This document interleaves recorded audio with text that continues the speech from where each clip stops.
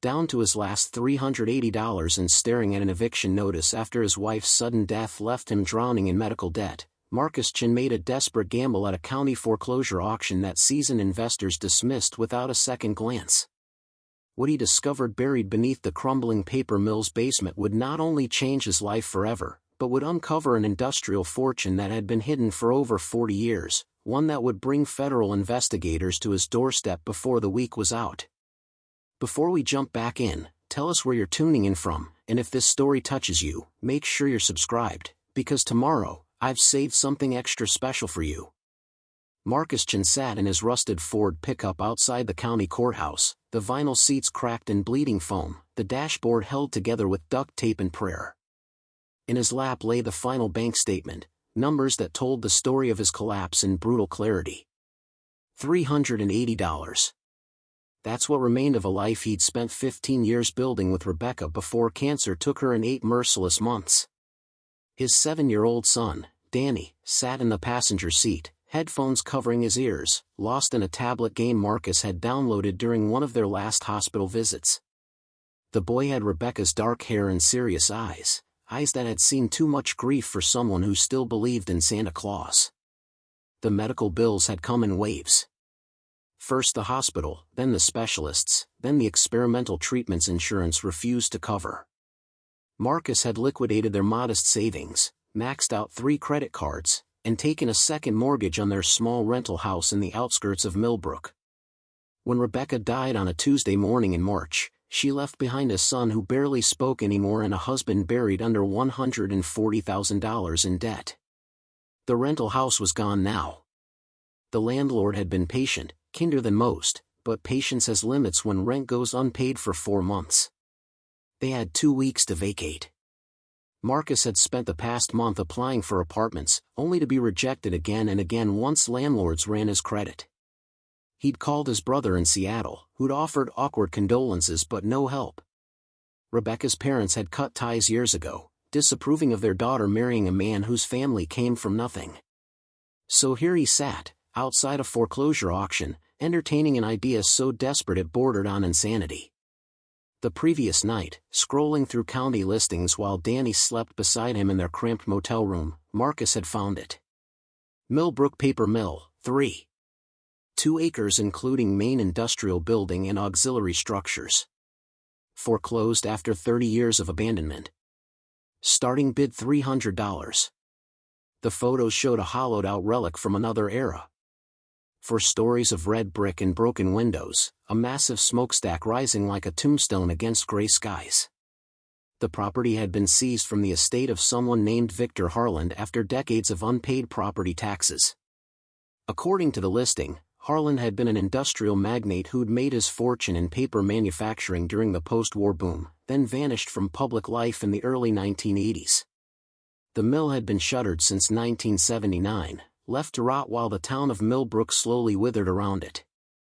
$300 for over 3 acres and a building. Even in ruins, the property had to be worth something. The land alone could be sold, or maybe leased to a developer. It was a long shot, a gamble that could leave him with $80 and a property he couldn't afford to maintain. But the alternative was watching Danny grow up in shelters and borrowed couches. "Dad, are we going inside?" Danny's voice pulled Marcus from his thoughts. The boy had removed his headphones, watching him with those serious eyes. Marcus forced a smile. "Yeah, buddy. We're going to an auction. It's like a game where people bid on things. Are we buying something? Maybe. We'll see." The courthouse auction room smelled of old wood and bureaucratic indifference. About 30 people filled the folding chairs, most of them middle-aged men in work clothes or business casual, the usual crowd of small-time investors and contractors hunting for deals. Marcus found seats in the back, Danny clutching his tablet like a lifeline. The auctioneer was a thin man with wire-rimmed glasses and a voice that carried authority without warmth. He moved through the properties with practiced efficiency. A residential lot near the highway, sold for $18,000. A commercial building downtown, sold for $65,000. Several bidders competed for each property with the casual confidence of people who knew what they were doing. Then came the paper mill. Next item, Millbrook Paper Mill and Associated Land, 3. 2 acres on Industrial Drive. Property sold as is, buyer responsible for any environmental remediation, demolition, or liens. Starting bid $300. Marcus raised his paddle, number 73, heart hammering against his ribs. We have 300 from bidder 73. Do I hear 350? Silence filled the room. Marcus held his breath, waiting for someone to outbid him, to expose this desperate gamble for the foolishness it probably was. But no other paddles rose. The investors sat motionless, some checking their phones, others simply uninterested in a property that required more problems than it solved. Going once, the auctioneer continued, his tone suggesting mild surprise. Going twice. He paused, scanning the room. Sold to bidder 73 for $300. Preparing and narrating this story took us a lot of time, so if you are enjoying it, subscribe to our channel, it means a lot to us. Now back to the story. Marcus sat frozen, the reality crashing over him like cold water. He'd just spent most of his remaining money on an abandoned industrial building he'd never even seen in person. Danny tugged his sleeve. Did we win, Dad? Yeah, Marcus managed, his voice sounding distant to his own ears. We won. At the clerk's window, an older woman with reading glasses on a chain processed his paperwork with the mechanical efficiency of someone who'd done this thousands of times. As she counted his cash, $300 bills that represented everything between his family and absolute destitution, she glanced up with an expression that might have been pity or warning. The Harlan Mill, she said quietly. You know what you're getting into? Marcus shook his head. Not really. But I don't have a lot of options. She studied him for a moment, then slid the deed across the counter. Victor Harlan owned half this county at one point. Richest man anyone had ever seen around here. Then he just disappeared. The mill's been sitting there ever since, locked up tight. Some folks say he went crazy at the end, paranoid about something. Others say he had enemies. She lowered her voice. My husband worked there in the 70s, said Harlan changed after the mill shut down. Got secretive, stopped trusting people. What happened to him? Died in 1985, alone in a nursing home 2 counties over. No family, no friends. Everything he owned just sat there until the county finally took it for back taxes. She handed him a heavy set of keys. These are the original keys we found in the estate files. Building's yours now. Good luck with it. As Marcus drove toward Industrial Drive with Danny beside him, the enormity of his decision settled like a weight on his chest. The address led them away from Millbrook's struggling downtown, past shuttered storefronts and houses with sagging porches, into what had once been the manufacturing district. Now it was a graveyard of rust and broken concrete. The paper mill rose before them like a monument to dead industry. For stories of dark red brick, windows empty as eye sockets, the massive smokestack towering over everything like a warning. Chain link fencing surrounded the property, rusted and torn in places where time and neglect had created gaps. Weeds grew through cracks in the vast parking lot, nature slowly reclaiming what humans had abandoned. It looks scary, Danny said softly. Marcus couldn't disagree. The building radiated decay and menace, its shadow falling across them as he pulled into what had once been the main entrance. It's just old, buddy. Nothing scary about old buildings. The main gate hung open, the chain that had secured it long since rusted through. Marcus parked and stepped out, keys in hand, taking in the full scope of what he now owned. The property was massive. Beyond the main mill building stood several smaller structures, storage buildings and what might have been administrative offices. A loading dock stretched along one side, its concrete platforms crumbling. Weeds grew waist-high across most of the grounds. The front entrance was a set of heavy steel doors beneath a faded sign that read Harlan Paper Mill, EST 1952. Marcus tried several keys before finding one that fit the corroded lock. The mechanism resisted, decades of rust fighting him, but finally turned with a grinding shriek. Stay close to me, he told Danny as the door groaned open. The interior smelled of mold, rust, and stale air that hadn't circulated in decades. Marcus's flashlight beam cut through darkness, revealing a vast open space that had once been the main production floor. Enormous machines sat silent and draped in shadows, their purposes mysterious to someone who knew nothing about paper manufacturing. Catwalks crisscrossed overhead, and broken windows high on the walls allowed weak daylight to filter through. Their footsteps echoed on concrete floors littered with debris, old papers, broken equipment, and the detritus of abandonment. Danny stayed pressed against his side, one small hand gripping Marcus's jacket. "Why did people leave all this stuff here?" Danny asked, his voice barely above a whisper. "Sometimes when businesses close, it costs too much to move everything. So they just leave it." They explored slowly, Marcus making mental notes of the overwhelming repairs that would be needed if he ever hoped to make this property useful. The roof leaked in multiple places, evidenced by water damage and rust. The machines were likely worthless scrap metal. The building's bones seemed solid, the brick walls and steel framework still standing after 40 years, but everything else was ruins. On the second floor, they found what had been the administrative offices. Desks still held papers yellowed with age, filing cabinets stood open and empty, and a conference room contained a long table surrounded by chairs, as if waiting for a meeting that would never happen. In what must have been the main office, a massive desk dominated the space, its surface clear except for a thick layer of dust. A name plate on the desk read Victor Harland, President. Marcus ran his finger across the plate, leaving a clean streak through decades of grime. This had been the command center of a man who'd built an empire from nothing, then watched it all collapse into abandonment. What had happened? Why had Harlan shut down a profitable mill and simply walked away? As Danny explored the office, peering into empty filing cabinets, Marcus noticed something odd about the room's proportions. The office seemed smaller than it should be, given the building's exterior dimensions. He paced the length of the wall behind Harlan's desk, counting steps, then walked the exterior hallway. There was a discrepancy of at least 15 feet. His heart rate picked up. Hidden space in an old industrial building could mean anything: structural necessity, utility chases, or something more deliberate.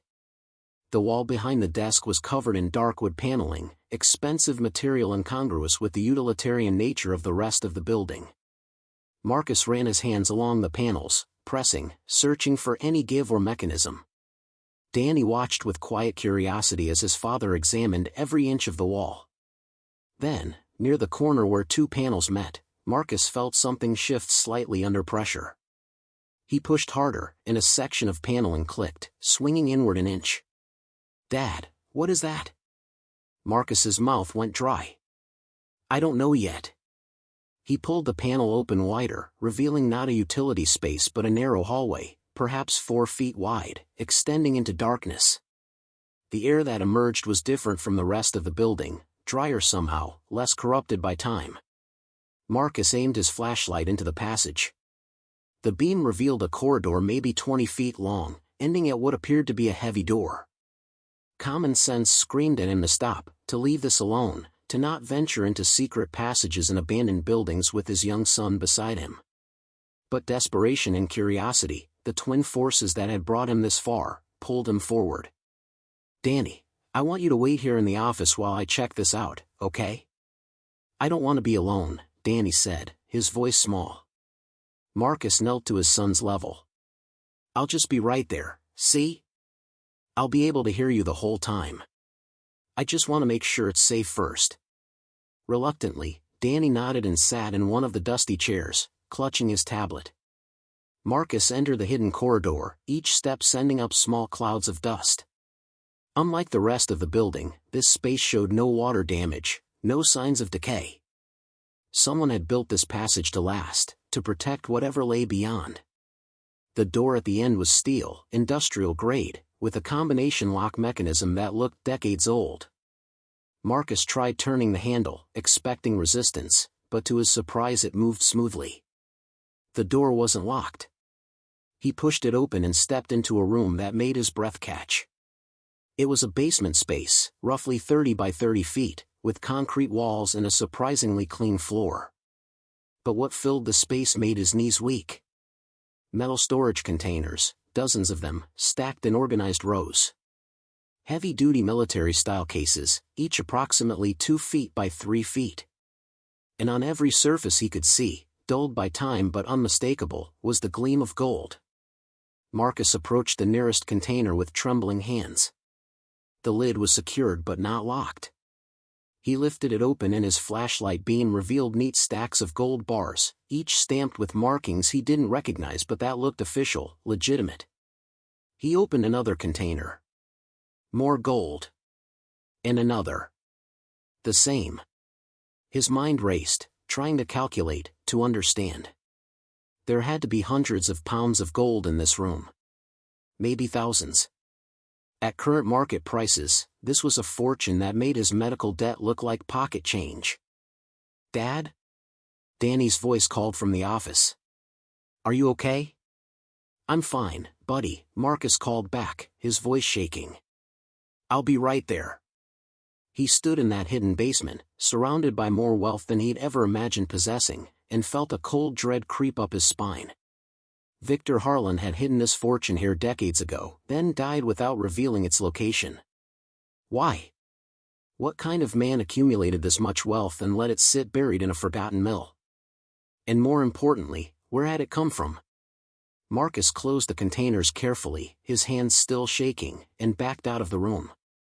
He pulled the steel door shut, returned through the hidden corridor, and closed the wood panel behind him. Danny looked up as he emerged, reading the expression on his father's face. "What did you find?" Marcus picked up his son, holding him close, breathing in the familiar scent of his hair. "Something that's going to change everything," he said quietly. "But we can't tell anyone about it yet, okay? It's a secret, just between us."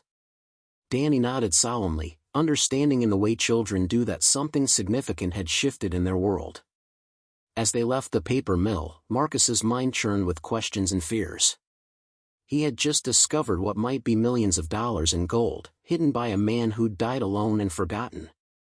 This wasn't treasure in the romantic sense. This was something else. Something that people had been looking for, or something that had been deliberately concealed for reasons he didn't yet understand. The sun was setting as they drove away, the mill's shadow stretching across the abandoned parking lot like a dark stain. Marcus glanced in the rearview mirror at the building that now belonged to him, and wondered what he'd really purchased for $380. Whatever it was, there was no going back now. That night, Marcus couldn't sleep.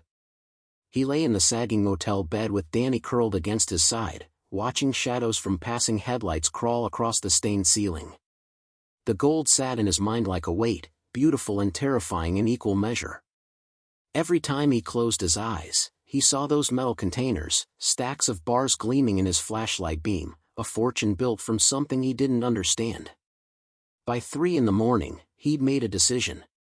He needed information before touching anything in that basement. Victor Harlan's story, the mill's history, the source of that gold, all of it mattered. Wealth that had been hidden for 40 years didn't stay hidden without reason. At dawn, Marcus dropped Danny at the public library's children's program, a free service he'd discovered during their weeks of homelessness. The librarian, Mrs. Patterson, was a gentle woman in her 60s who'd taken a liking to Danny, never asking uncomfortable questions about why a 7-year-old spent so many hours there. "Research day," she asked Marcus with a knowing smile. "Something like that," he replied. "I'm trying to learn about the old paper mill. The Harlan property." Her expression shifted, warmth replaced by something more guarded. "That's a name I haven't heard in a while. Victor Harlan was before my time, but my father worked at that mill in the 60s. Said it was the best job in the county until it all fell apart." "What happened?" Mrs. Patterson glanced around the empty library, then lowered her voice. "Nobody really knows. The mill was profitable, employed 300 people at its peak. Then in 1979, Harlan shut everything down practically overnight. Gave everyone 2 weeks severance and locked the gates. My father said Harlan looked haunted those last few months, like a man running from something." She paused. There were rumors, of course. There always are when money disappears. What kind of rumors? That Harlan had been involved in something illegal. Government contracts that went sideways. Some people said he'd been laundering money for organized crime. Others claimed he'd made a deal that came back to haunt him. She shook her head. But those were just stories people told to make sense of losing their livelihoods. The truth is, Victor Harlan took his secrets to the grave. Marcus spent the morning in the library's microfilm archives, scrolling through decades of the Millbrook Gazette. The Mill's story unfolded in headlines and grainy photographs. Victor Harlan had arrived in Millbrook in 1952 with enough capital to build the paper mill from nothing. Within 5 years, he'd expanded operations and become the town's largest employer. Photos from the era showed a handsome man in his 30s, dark hair slicked back, confident smile, shaking hands with local politicians and business leaders. But the coverage changed in the late 70s. Articles mentioned production slowdowns, missed shipments, unusual security measures at the mill. Then in October 1979, a front-page story, Harlan Mill closes, hundreds unemployed. The article quoted confused workers who'd arrived for their shifts to find the gates locked and a terse notice posted. The mill was ceasing operations effective immediately due to economic conditions. Victor Harlan himself had vanished from public view after that. Marcus found one final mention from 1985, a brief obituary noting his death in a nursing home in Coopersville, survived by no one, remembered by few. What struck Marcus most was what the articles didn't say. No bankruptcy filing. No foreclosure. No explanation for how a profitable business simply ceased to exist. It was as if Harlan had erased himself and his enterprise from the world, leaving only questions and an abandoned building. Marcus photographed several articles with his phone, then searched county records for property transfers and liens. The mill had remained in Harlan's name until his death, then sat in probate for years before eventually reverting to the county for unpaid taxes. No heirs had come forward. No creditors had filed claims. The property had simply been forgotten, a ghost of industry past. By afternoon, Marcus had compiled a timeline but no answers. Victor Harlan had possessed significant wealth and had hidden at least some of it in a secret basement before disappearing from the world. Whether that gold was legitimately earned or acquired through darker means remained unknown. The weight of this uncertainty pressed on Marcus as he collected Danny from the library. His son was chattering about a book Mrs. Patterson had read to the children, something about a bear in a forest, but Marcus could barely focus.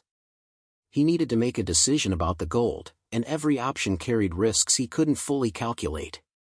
They returned to the mill in late afternoon light that cast long shadows across the abandoned grounds. Marcus had brought basic cleaning supplies from a dollar store, maintaining the appearance of someone simply trying to salvage a foreclosed property. Danny helped him sweep debris from the ground floor, both of them working in the comfortable silence that had developed between them since Rebecca's death. As the sun began to set, Marcus made an excuse about checking the second-floor electrical systems and left Danny watching videos on his tablet in the main office. He returned to the hidden corridor, his heart pounding with each step, and entered the basement vault. In better light from the flashlight he'd purchased, the gold looked even more surreal. Marcus opened several more containers, finding the same contents in each. The bars were stamped with markings that read Credit Suisse and Johnson Matthey, legitimate refiners he recognized from his brief research. These weren't black market castings or stolen artifacts. This was commercial-grade bullion, the kind that moved through legal channels and international markets. Which made its presence here even more confusing. Marcus pulled out his phone and photographed one of the bars, capturing the serial numbers and refiner marks. Then he carefully closed the containers and left everything exactly as he'd found it. Whatever he decided to do next needed to be calculated, not impulsive. That evening, back at the motel, Marcus sat in the parking lot after Danny had fallen asleep, staring at his phone. He could call the authorities, report the discovery, and let them handle whatever legal complications this represented. But doing so would almost certainly mean losing any claim to the gold, watching his one chance at financial stability disappear into government bureaucracy or legal battles with unknown claimants. Or he could keep silent, slowly liquidate small amounts of the gold through legitimate channels, and build a stable life for Danny. It was theft, technically, though from whom he couldn't say. Victor Harlan was dead, with no heirs. The gold had been hidden, deliberately concealed from whoever might have been looking for it. The moral calculus made Marcus's head ache.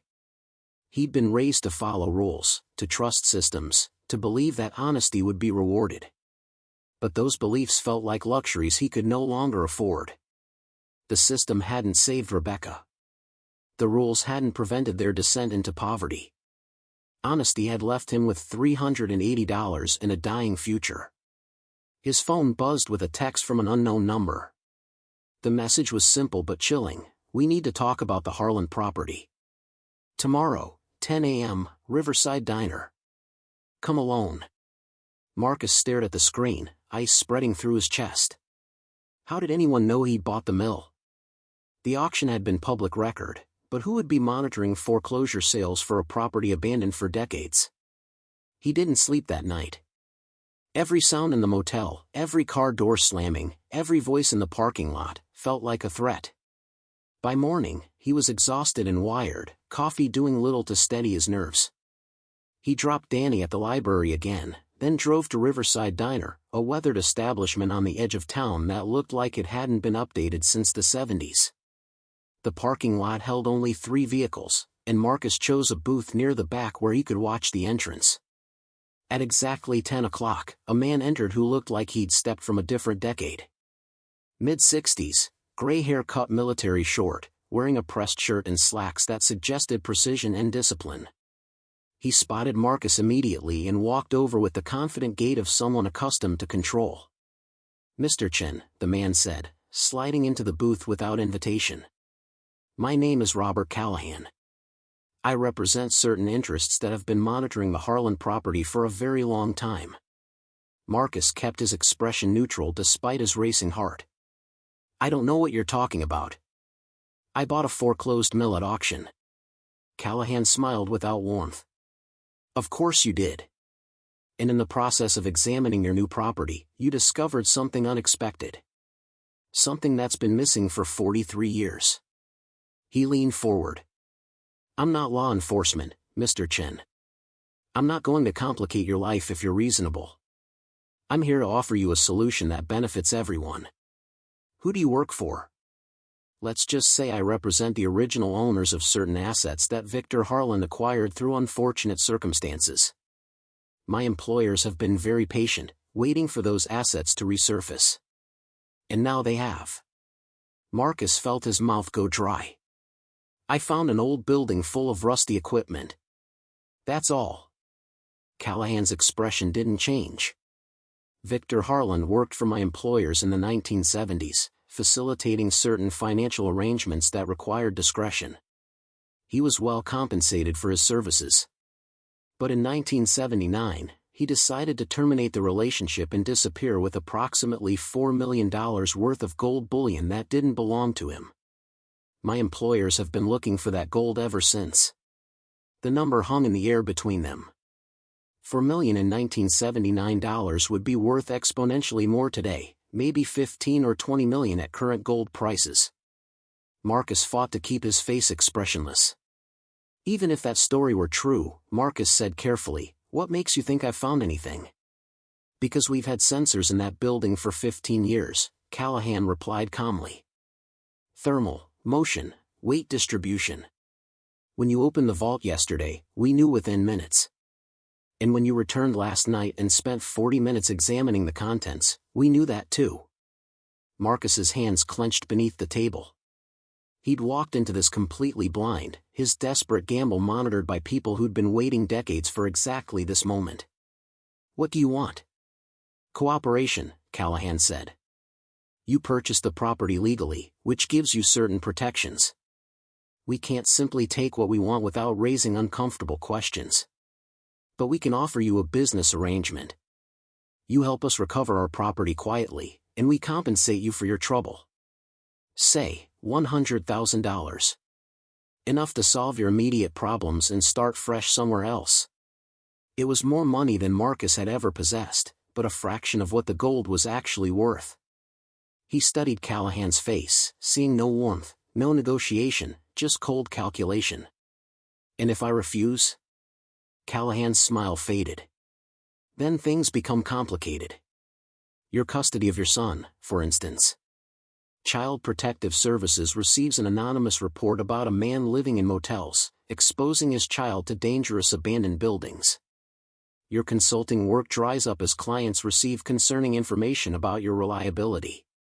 Your life becomes very difficult, Mr. Chen, in ways that have nothing to do with the gold but everything to do with your ability to care for Danny." The use of his son's name made Marcus's blood run cold. These people had researched him thoroughly, identified his vulnerabilities, and were prepared to exploit them without hesitation. "I need time to think," Marcus managed. "You have 24 hours, Callahan said, standing. "Tomorrow, same time, same place. Bring your answer." He dropped a business card on the table, just a phone number, no name. "And Mr. Chen? Don't do anything foolish like contacting authorities or trying to move the gold. We're watching. Always." Marcus sat alone in the booth for a long time after Callahan left, staring at the business card. The trap had closed around him so quickly he hadn't even realized he was in it. Whatever Victor Harlan had been running from, Marcus had inherited that flight along with the property deed. He drove aimlessly for an hour, trying to think, to find options where none seemed to exist. Callahan's people had leverage, resources, and patience. They'd been monitoring the property for years, waiting for someone to find what Harlan had hidden. Marcus was an obstacle to be managed, not a person with rights or agency. By the time he collected Danny from the library, Marcus had made a decision that terrified him, but felt like the only path forward. He couldn't outmaneuver these people through conventional means. But he could potentially disappear with enough resources to start over somewhere beyond their reach. That night, after Danny was asleep, Marcus used the motel's ancient computer to research gold buyers in major cities, places where transactions could be conducted with discretion. He mapped routes out of the state, calculated how much gold he could transport in his truck without raising suspicion, and identified towns far from Millbrook where a man and his son might vanish into ordinary anonymity. It was criminal. It was dangerous. It contradicted everything Rebecca had believed about integrity and doing the right thing. But Rebecca was gone, and Danny was his responsibility now. The world had taught Marcus that following rules guaranteed nothing except continued vulnerability. The next morning, instead of going to meet Callahan, Marcus drove to the mill. He parked behind the building, out of sight from the road, and carried Danny inside through a side entrance he'd discovered during earlier exploration. "Are we hiding?" Danny asked with the perceptiveness children possess. "Sort of," Marcus admitted. "Some people want to take our building away, and I'm not going to let them." In the hidden basement, Marcus began the careful work of loading gold bars into duffel bags he'd purchased at a sporting goods store. Each bar weighed roughly 25 pounds, limiting how much he could carry in multiple trips. He worked methodically, trying not to think about what he was doing, focusing only on the mechanics of survival. He'd made 4 trips to his truck, loaded with perhaps 200 pounds of gold concealed beneath blankets and camping equipment, when his phone buzzed. A text from Callahan's number: "Disappointing choice, Mr. Chen. I thought you were smarter than this." Marcus's heart stopped. He grabbed Danny's hand and ran for the truck, no longer caring about stealth or careful planning. As they burst through the side exit, he saw 2 black SUVs blocking the parking lot entrance, and Callahan standing beside them with 3 other men, all watching with the patient confidence of predators who knew their prey was cornered. Marcus reversed hard, sending gravel spraying, and crashed through a section of deteriorated chain link fence on the property's far side. The truck bounced over rough ground, suspension screaming, as he navigated through overgrown lots adjacent to the mill. Behind them, the SUVs gave chase, but Marcus had grown up in rural poverty, learning to drive on dirt roads and improvised paths before he was legally old enough for a license. He cut through an abandoned industrial park, emerged on a side street, and gunned the engine toward the highway. Danny sat white-faced and silent, gripping his seatbelt, as Marcus wove through afternoon traffic with reckless determination. But even as he drove, Marcus knew this was unsustainable. He had perhaps $200,000 worth of gold in his truck, enough to buy time but not enough to justify this level of pursuit. Callahan's people would find him. They had resources, connections, and the patience of those who'd already waited 4 decades. The real question was what he would do when running was no longer possible. Marcus drove for 2 hours before his hands stopped shaking enough to pull over. He chose a rest stop 40 miles outside Millbrook, parking in a corner spot where the truck faced the exit. Danny hadn't spoken since they fled the mill, just sat watching the landscape blur past with those serious eyes that had seen too much for someone who still lost teeth. "Are we in trouble?" Danny finally asked, his voice small in the truck's cabin. Marcus turned off the engine and pulled his son close. "I made some mistakes, buddy.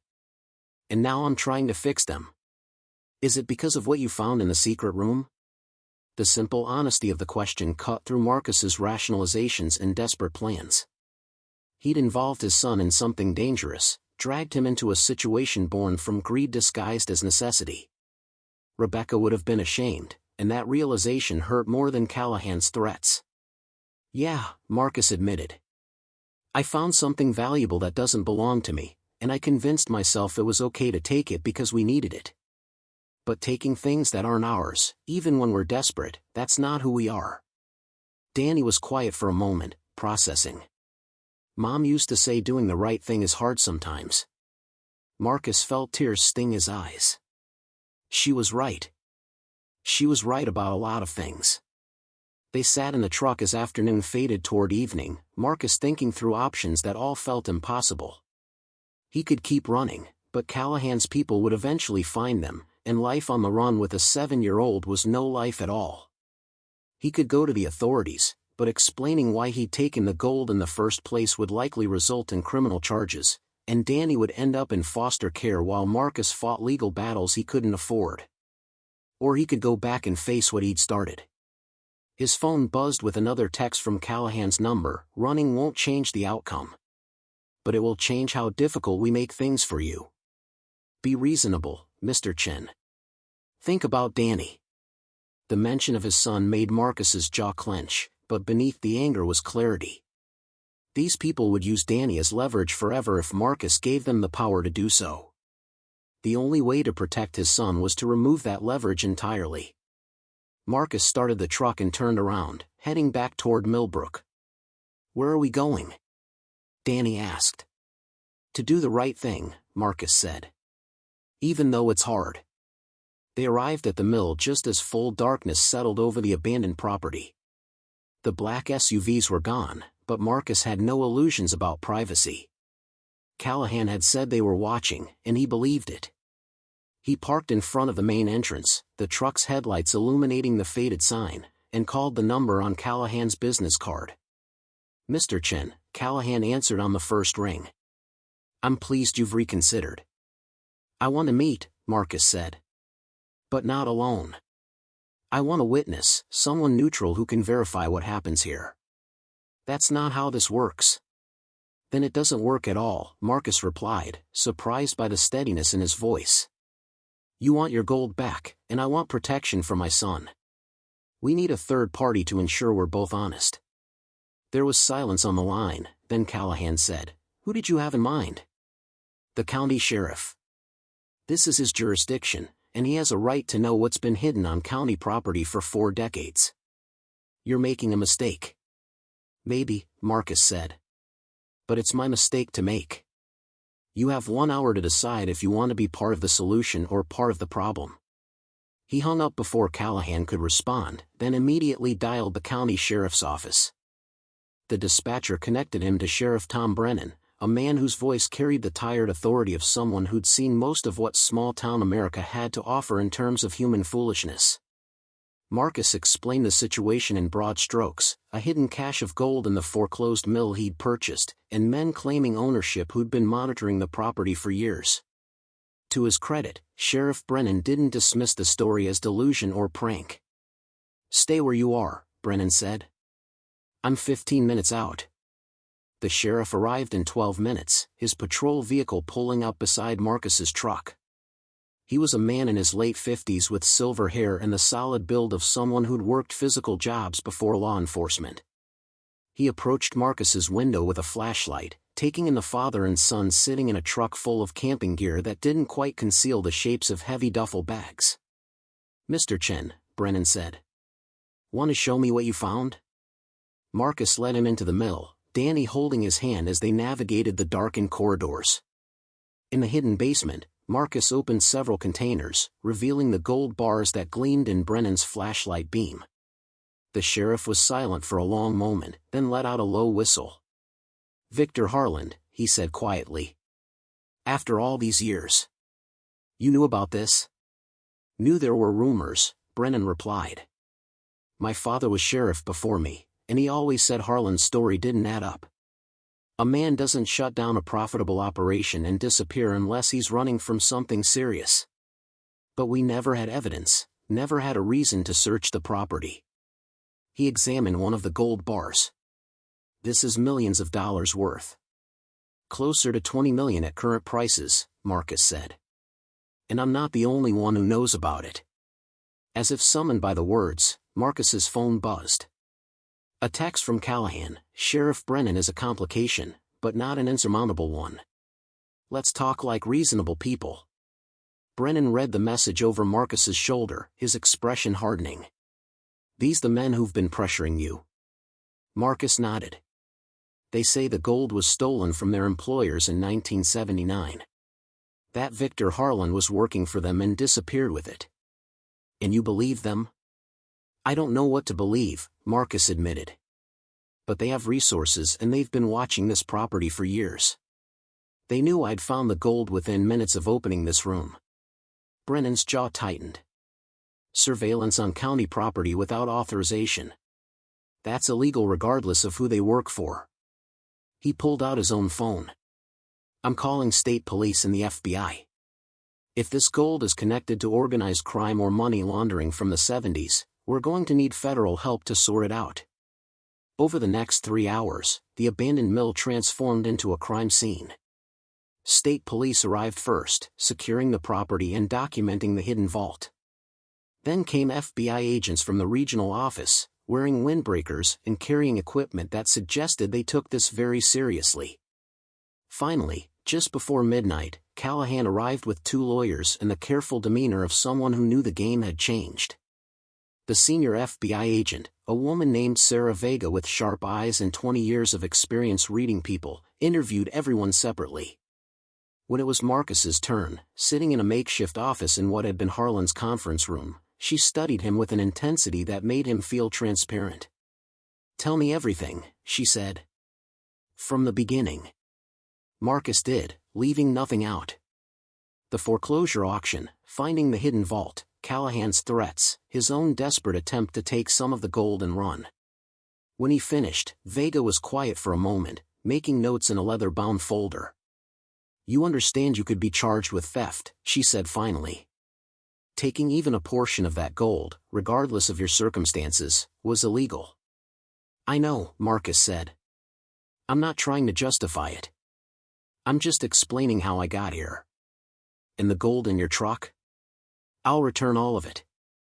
I never spent any, never tried to sell any. It's all there." Vega studied him. "Mr. Callahan and his lawyers are claiming the gold belongs to a private investment group that Victor Harland defrauded in the late 70s. They have documentation showing Harland was contracted to hold the gold as collateral for certain business arrangements, and that he violated that contract by disappearing with it." "Is that true?" "Parts of it appear legitimate," Vega said. "But there are complications. The investment group Callahan represents has connections to organized crime families that were active in the 70s and 80s. The gold may have been proceeds from illegal activities that Harland was helping launder. If that's the case, it becomes seized federal assets, not private property." Marcus absorbed this. "So nobody gets it? If it's connected to criminal enterprise, it goes into federal forfeiture and eventually gets auctioned, with proceeds going to law enforcement programs and victim compensation funds. She leaned back in her chair. But here's what interests me, Mr. Chen. You could have kept running. You had enough gold in your truck to disappear for a very long time. Instead you came back and called the sheriff. Why? Marcus thought of Danny sleeping in Brennan's office, wrapped in a deputy's jacket. Because I want my son to grow up knowing his father did the right thing, even when it was hard. Even when it cost us everything. Vega's expression softened slightly. The right thing. That's becoming a rare commodity. She closed her folder. Here's what's going to happen. We're seizing all the gold as evidence pending investigation. That includes what was in your truck. You're not being charged at this time, but you'll need to remain available for further questioning. The property itself remains yours, though it's now a federal crime scene and will be secured until we complete our investigation. How long will that take? Months. Maybe years. These financial crimes from the 70s are complex, and most of the principals are dead or unreachable. She stood. Go home, Mr. Chen. Take care of your son. And next time you find a fortune in gold, call the authorities before you call anyone else. It was nearly 3 in the morning when Marcus and Danny finally left the mill, escorted by a state trooper who followed them back to their motel to ensure they arrived safely. Danny had woken briefly when Marcus carried him to the truck, but fell back asleep before they'd left the parking lot. In their motel room, Marcus lay awake watching the sunrise paint colors across cheap curtains, processing the previous 24 hours. He'd lost the gold, lost any chance of financial salvation through that discovery. But he'd also reclaimed something more important that he'd almost sacrificed, his integrity, his ability to look his son in the eye without shame. The next weeks unfolded in a strange new reality. The FBI investigation generated local media attention, with reporters trying to piece together Victor Harlan's story and the fortune he'd hidden for 4 decades. Marcus declined all interview requests, focusing instead on the practical challenges of surviving with $380 in the bank and a 7-year-old to support. Sheriff Brennan proved unexpectedly helpful, connecting Marcus with local contractors who needed someone with engineering background for project estimates and site assessments. The work was irregular but paid better than his previous consulting, and it allowed him to stay in Millbrook near the mill that legally belonged to him but remained wrapped in federal tape and investigation. Mrs. Patterson at the library continued watching Danny during work hours, refusing payment but accepting the vegetables Marcus began growing in the small plot behind the motel. He'd discovered he had a talent for coaxing life from soil, something Rebecca had always known but he'd never appreciated until necessity taught him. 2 months after the FBI seized the gold, Agent Vega called with an update. The investigation had confirmed that Victor Harlan had been laundering money for organized crime through his paper mill in the 70s. The gold represented proceeds from various illegal activities that Harlan had agreed to hold and eventually return. But in 1979, facing pressure from federal investigators getting too close to his operation, Harlan had decided to shut down the mill and keep the gold for himself. He spent the last 6 years of his life in hiding, Vega explained. Living in cheap nursing homes under assumed names, paranoid that either the criminals or the FBI would find him. He died alone because he chose gold over relationships, security over honesty. What happens to the gold now? Marcus asked.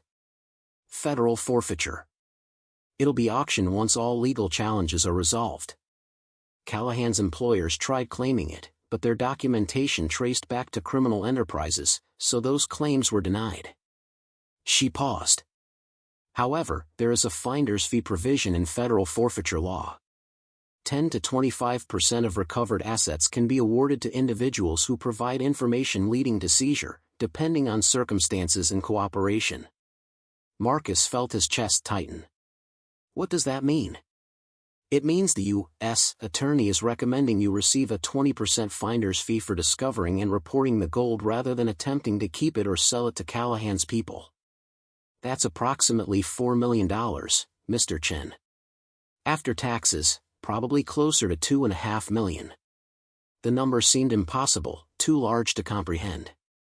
Marcus sat down on the motel bed, Danny coloring at the small table, completely unaware that their lives had just changed again.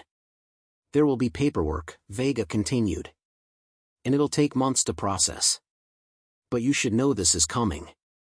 After the call ended, Marcus sat in silence for a long time. He thought about Victor Harland, a man who'd hidden a fortune and died alone, his life consumed by the secret he carried. Then he thought about the choice he'd almost made, to take that same path, to let wealth corrupt the relationship with his son that mattered more than any amount of gold. "Dad?" Danny looked up from his coloring. "Are you okay?" Marcus smiled, feeling tears on his face that weren't from sadness. "Yeah, buddy. I'm better than okay." 6 months later, Marcus stood in front of the Millbrook paper mill watching workers remove the federal crime scene tape and barriers.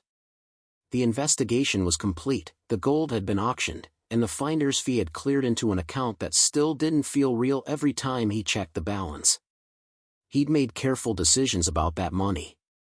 First, a trust fund for Danny's education and future, managed by professionals who couldn't be swayed by impulse or desperation.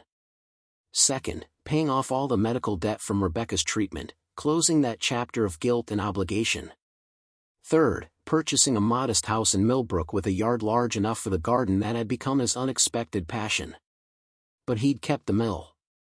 Despite offers from developers and investors who saw potential in the riverside property, Marcus held on to the building that had changed his life. Not because of what he'd found there, but because of what he'd almost lost. He was converting it slowly, methodically, into something Rebecca would have approved of. The ground floor was becoming a community center, free space for local organizations and programs. The second floor was being transformed into affordable workshops for artists and small manufacturers, people who needed space but couldn't afford market rates. And the third and fourth floors were being renovated into his architectural office, where he could practice the engineering skills that had nearly been lost to desperation. The hidden basement remained untouched, sealed behind the wood paneling, a reminder of secrets and the cost of keeping them. Sheriff Brennan stopped by as Marcus was reviewing contractor plans for the community center renovation. "Place is looking better," he observed. "You're doing something good here." "Trying to," Marcus replied. "Victor Harland built this mill for profit and lost everything chasing money. I figured it deserved a second chance to mean something different." Brennan nodded. "Town needs this. We've been dying slow since the manufacturing left. Maybe this starts something new." That evening, Marcus and Danny planted tomatoes in their new backyard, the spring soil rich and dark between their fingers. Danny chattered about his upcoming third-grade year, about the friends he'd made, about the garden competition his teacher was organizing. "Dad," Danny said, carefully patting soil around a seedling. "Do you ever think about the gold?" Marcus considered the question honestly. "Sometimes. But mostly I think about how close I came to losing something more valuable." "What's that?" "You," Marcus said simply. "And the person I wanted to be for you." Danny nodded with the wisdom children sometimes possess. "Mom would be proud of you. You did the hard thing." As the sun set over their small yard, Marcus reflected on the journey from that desperate day at the foreclosure auction to this moment of quiet domesticity. The paper mill had given him more than gold, it had given him a test of character that he'd nearly failed, then a second chance to pass. The land around Millbrook still held secrets, old stories buried in abandoned buildings and forgotten properties. But Marcus had learned that some discoveries were meant to be shared, not hoarded, and that true wealth had nothing to do with what you could hide in a basement and everything to do with what you could build in the light. Danny's tomato plant already showed signs of life, green shoots reaching toward the last rays of sun.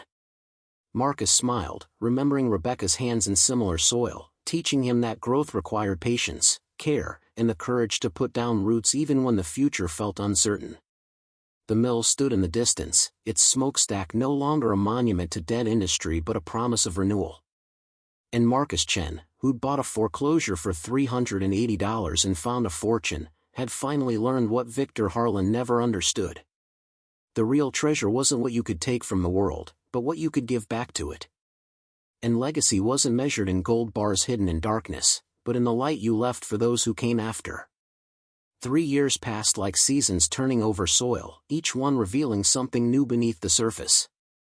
The Millbrook paper mill stood transformed on its riverside foundation, no longer a monument to abandonment but a living structure that breathed with daily purpose. The community center on the ground floor hosted everything from youth basketball leagues to senior yoga classes. The hardwood floors Marcus had refinished echoing with laughter that would have been unimaginable when he first opened those rusted doors. The workshops on the second floor hummed with small manufacturers, a woodworker crafting furniture from reclaimed barn wood, a seamstress running a modest alterations business, a craftsman building custom bicycles that were slowly gaining regional recognition. Marcus's architectural office occupied the top floor, where large windows overlooked the river and the hills beyond. He'd built a small practice focusing on adaptive reuse projects, helping other communities transform their own abandoned industrial buildings into spaces that serve the present rather than mourning the past. The work paid modestly but steadily, and more importantly, it meant something beyond profit margins. Danny was 10 now, tall for his age with his mother's dark eyes and a quiet confidence that came from having survived the worst and discovered he was stronger than he'd known. He spent afternoons after school in the community center, helping Mrs. Patterson run a homework club for younger kids, or working in the greenhouse Marcus had built on the mill's south side where experiments in urban agriculture produced vegetables that supplemented the local food bank's offerings. On a Saturday morning in late September, Marcus stood in that greenhouse checking tomato plants while Danny recorded growth measurements in a worn notebook. The air was thick with the scent of earth and growing things, sunlight filtered through recycled glass panels casting geometric shadows across raised beds. These heritage varieties are doing better than the hybrids, Danny observed, comparing plants. Just like Dr. Raines predicted. Dr. Sarah Raines was a horticulturist from the State University who'd partnered with Marcus on the greenhouse project, seeing potential in using the mill as a demonstration site for sustainable urban farming. She'd become a regular presence at the mill, and Marcus had noticed she found reasons to visit that extended beyond professional interest. He wasn't ready for that yet, still wearing his wedding ring, still feeling Rebecca's absence in quiet moments. But he appreciated the reminder that life continued, that hearts could heal without forgetting. "Your mom would have loved this," Marcus said, running his hand along a tomato plant heavy with fruit. "She always wanted a big garden but we never had the space." Danny nodded, accustomed now to conversations that included his mother as a present absence rather than a wound too painful to acknowledge. "I think she'd be proud of what you did with the mill. Turning something bad into something good." The simple assessment carried more weight than any architectural award or business recognition Marcus had received. He'd measured success by different metrics now, not by wealth accumulated but by community strengthened, not by what he'd taken but by what he'd built. A knock on the greenhouse door interrupted his thoughts. Sheriff Brennan stood in the entrance, no longer in uniform but wearing the casual clothes of retirement he'd embraced 6 months earlier. He visited the mill regularly, having adopted it as a second home during his transition from decades of law enforcement to the uncertain freedom of unstructured time. "Got something interesting for you," Brennan said, holding up a manila folder. "Remember how I mentioned my father was sheriff before me? Well, I've been going through his old files since retiring, and I found something about Victor Harland." They moved to Marcus's office, Danny trailing behind with the curiosity that came naturally to children who'd learned the world held genuine mysteries. Brennan spread papers across the conference table, documents yellowed with age but still legible. "My father investigated Harland back in 1978, Brennan explained. "Before everything collapsed. He suspected money laundering but could never prove it. But here's what I found interesting." He pointed to a handwritten note clipped to an old report. "My father wrote this after interviewing Harland. Said Harland seemed less like a criminal and more like a man trying to protect something." Marcus read the note, his father's careful script documenting an interview that revealed unexpected dimensions. Harland had apparently told the elder Sheriff Brennan that he'd discovered the people he was working for were involved in worse crimes than money laundering, human trafficking and contract violence. He'd wanted to go to the FBI but feared retaliation against people in Millbrook who depended on the mill for employment. "So he kept working for them," Marcus said slowly, "taking their money, hiding their gold, until he couldn't anymore. And then he disappeared with it, Brennan finished. Not out of greed, but as a final act of defiance. He couldn't stop them, couldn't expose them without endangering innocent people, so he took their resources and vanished. Danny leaned over the documents, reading with an intensity beyond his years. So Mr. Harlan wasn't really a bad person? People are complicated, Brennan said gently. He made choices that broke laws, that hurt people when the mill closed. But maybe he was trying to choose the least terrible option from a set of terrible choices. Marcus thought about his own desperate decision to take the gold, the rationalization that need justified theft, the moment when he'd almost become someone Rebecca wouldn't have recognized. He understood Harlan better than he wanted to admit, the way impossible circumstances could push decent people toward indecent actions. What happened to the people he was protecting? Marcus asked. Brennan shuffled through more papers. The mill workers? Most found other jobs eventually, though it was hard on families in the short term. But nobody was hurt, nobody disappeared. If Harlan's employers had known he planned to betray them, that would have been different. He bought their safety with his own exile. The revelation reframed everything Marcus understood about the mill's history. Victor Harlan hadn't been simply a criminal who died alone, he'd been a man who'd sacrificed his life, his reputation, and any chance of redemption to protect people he employed. The hidden gold had been both his crime and his penance. Why are you showing me this now? Marcus asked. Brennan gathered the papers carefully. Because you're writing this building's next chapter, and you should know its full history. Not the rumors or the newspaper stories, but the complicated truth. Harlan built something here that mattered to people, then destroyed it to save them. You're rebuilding it into something that matters again. Seemed like you should understand the continuity. After Brennan left, Marcus stood at his office window watching the river flow past, constant and indifferent to human struggles. The mill had been built on Harlan's ambition, sustained by his compromise with darkness, and nearly destroyed by his final defiance. Now it served a different purpose, shaped by different choices, but rooted in the same ground.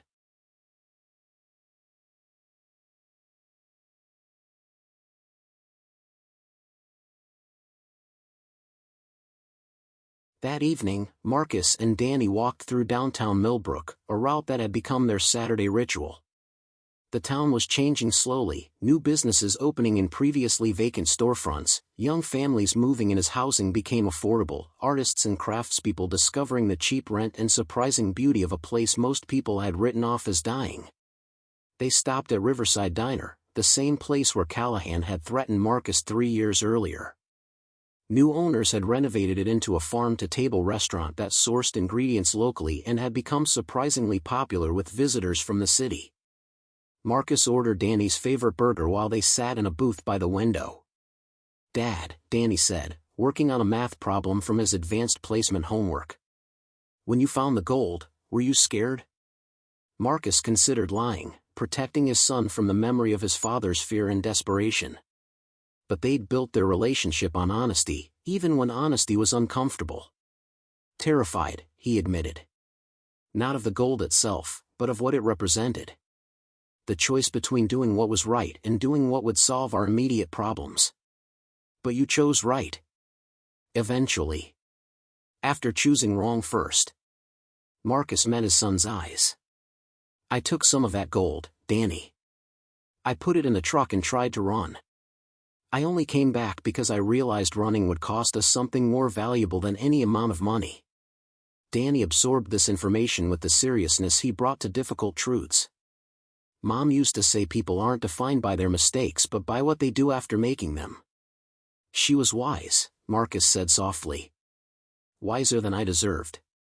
They finished dinner as twilight settled over the town, streetlights flickering on along Main Street, casting warm pools of light that made Millbrook feel less like a dying town and more like a place rediscovering itself. Walking back toward their house, they passed the mill, its windows glowing with the evening activities of the community center. Marcus had installed a small plaque near the entrance, something he'd commissioned after learning Harlan's fuller story. It read, "Millbrook Paper Mill, established 1952 by Victor Harlan, reborn 2024 as a community space." May the mistakes of the past inform the choices of the future. Dr. Raines was leaving the greenhouse as they approached, carrying a basket of vegetables she'd harvested. She smiled when she saw them, a warm expression that made Marcus's heart respond in ways he thought were finished after Rebecca. "Good timing," she said. "I was hoping to talk to you about the spring planting schedule." They walked together toward the parking lot, making plans for crop rotations and school programs, while Danny ran ahead to climb his favorite oak tree near the river's edge. Marcus watched his son's easy movement through branches, remembering the frightened child who'd sat silent in a truck outside a foreclosure auction, and marveled at resilience, at the human capacity to grow through trauma rather than being broken by it. "He's doing really well," Sarah observed, following his gaze. "You both are." "We're learning," Marcus said. "That's all any of us can do." As autumn deepened toward winter, the mill hosted its first harvest festival, a celebration that drew hundreds of people from Millbrook and surrounding communities. Tables laden with vegetables from the greenhouse, baked goods from local vendors, and crafts from the workshop tenants filled the community center. Children ran through hallways that had once echoed with industrial machinery, their laughter a kind of redemption for the building's long silence. Sheriff Brennan's father would have been 93, had he lived, but his widow came to the festival, a sharp-eyed woman in her 80s who sought out Marcus specifically. "Tom showed me what he found in my husband's files," she said without preamble. "About Victor Harland. My husband always believed there was more to that story than what made the papers." "Did he ever tell you what he suspected?" Marcus asked. "That Harland was protecting people," she replied. "That he'd gotten involved with bad men and couldn't find a clean way out. My husband wanted to help him, but Harland wouldn't accept it. Too proud, or too scared, or both." She looked around the bustling center. This would have pleased him, seeing this place alive again. He believed buildings held the memory of intentions, good and bad, and that redemption was always possible. The words stayed with Marcus as winter settled over Millbrook and the mill's programs adapted to cold weather, indoor activities replacing the greenhouse work, evening classes and everything from welding to watercolor painting. He found himself thinking often about intentions and redemption, about the choices that defined lives and the second chances that redeemed mistakes. On a clear night in January, for years after the foreclosure auction that had changed everything, Marcus stood on the mill's roof looking out over Millbrook. Danny was at a sleepover, and Sarah had gone home after a dinner that had felt less like a planning meeting and more like a date, though neither of them had acknowledged it. The town spread below him, lights marking houses and businesses, the river a dark ribbon reflecting stars. He thought about Victor Harland standing perhaps in this same spot decades earlier, watching the same view, carrying secrets that would eventually cost him everything. He thought about his own desperate choices, the moment when poverty and grief had nearly convinced him that stealing was justified if need was great enough. But mostly he thought about Danny, about the man his son was becoming, shaped by loss but not defined by it, learning that integrity mattered more than comfort and that doing right was worth doing even when it cost everything. Marcus pulled out his phone and opened the photo album he'd created years earlier, images of Rebecca that he looked at less frequently now but with no less love. She smiled from the screen, vibrant and alive in memory, frozen in moments before cancer had stolen her future but not her influence. "I think we're going to be okay," he told her image softly. "Danny's strong and good, and I'm learning to be the father he deserves. The mill is something you would have believed in. I wish you could see it." The wind carried his words away across the rooftop, and Marcus didn't believe in signs or supernatural comfort, but he felt a sense of peace that approximated blessing. Rebecca lived in Danny's kindness, in Marcus's choices, in the legacy of love that survived beyond her physical presence. Spring returned as it always did, indifferent to human drama but offering its own renewal. The greenhouse burst with new growth, and Danny helped plant a memorial garden in Rebecca's name behind the community center, flowers and herbs that would bloom through summer and feed pollinators that served the larger ecosystem. On the day they dedicated the garden, Marcus stood before a small gathering of friends and neighbors, Danny beside him holding a wooden plaque they'd made together in the workshop. "My wife Rebecca believed in second chances," Marcus said, his voice carrying across the quiet crowd.